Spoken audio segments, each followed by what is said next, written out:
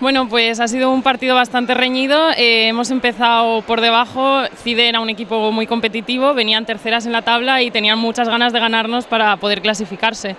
Hemos tenido muchos altibajos, la verdad es que creo que se notaban los nervios porque nos jugábamos bastante en este partido, pero bueno, al final lo hemos sabido solventar.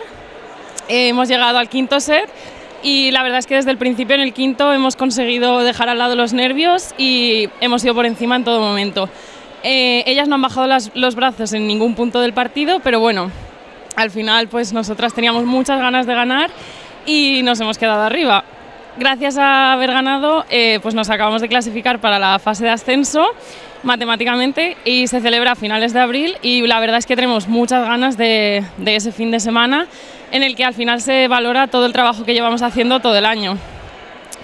Esperamos seguir dando lo mejor de nosotras lo que queda de temporada, desde luego aunque nos hayamos clasificado no le quitamos importancia a los partidos que nos quedan, sabiendo que es una preparación muy importante para jugar la fase de ascenso. Y nada, quería agradecer a todo el público que ha venido a vernos porque la verdad es que nos hemos sentido arropadas en todo momento y creo que sin ellos no hubiera sido posible esta victoria.